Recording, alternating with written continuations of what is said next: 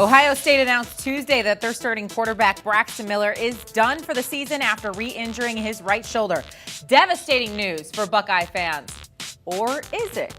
Our college football insider Dave Miller joins us now in studio. And Dave, what can you tell us about who will be the starting quarterback and what's going on in Columbus? It's definitely tough news, but if you're a Buckeye fan, I wouldn't write the season off as a loss quite yet. JT Barrett's going to get the job, and I talked to his high school coach, Jim Garfield, yesterday, who told me that when he speaks to his teammates, everybody listens. He's got a different type of leadership he brings to the table. I also spoke to recruiting analysts who told me that coming out of high school, he just had the it factor. Now, he was a class of 2013 dual threat product, got hurt his senior year, so the shine was kind of off the armor, but this is a guy that's a very accurate passer, doesn't need to have a cannon of an arm, and even with Braxton Miller, you look at that Ohio State schedule, they were going to struggle to beat Michigan State, so I still think this could be a 10-win team for the Buckeyes. All right, bold statements. Let's head to Austin now and discuss their starting quarterback. Who do you see going to be under center for the Longhorns here week one? Well, everything I was told coming out of Austin says that Tyrone Swoops is not putting a lot of pressure on David Ash,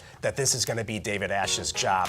Now, he's a guy who had the concussion problems last year, dealt with the foot fracture, but he's healthy. That's the key, though, staying healthy. Charlie Strong is going to pay immediate dividends on the defensive side of the ball, but as long as Ash is healthy, a lot of people believe that the Longhorns could get back to being a prime contender in the Big 12, and they tried to go after Max Wittick this offseason, but no need for him now because David Ash is having a strong preseason camp. Let's head over to Tuscaloosa. The headlines are all about whether it will be Blake Sims or Jacob Coker, but you think the headline should be all about the defense. Why? Well, yeah, Nick Saban highlighted 6 impact freshmen that could play immediately starting in the opener against West Virginia.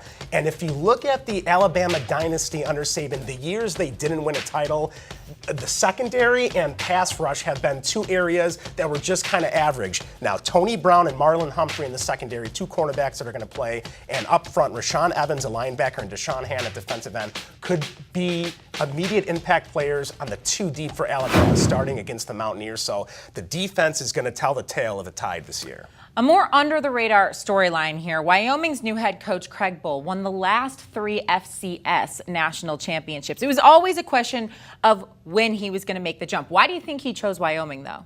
He was always that Chris Peterson guy. You always wondered when he was going to make the jump. I asked him if he had suitors in the past. He said he did, but there were a certain amount of teams that he would jump to only. He said Laramie is a perfect fit for him. He's a Nebraska guy. He said he gets to ride his pickup truck in Wyoming. He said he loves it. He said he was looking for one place that he and his staff can stay intact and be comfortable. And I really think it's a different era now in the college football playoff era, but I think Wyoming has a chance to be that Boise State type team moving forward. Well, they have a huge test week 3 at Oregon Absolutely. in Eugene. Yikes. Dave Miller, thanks so much for the insight as always.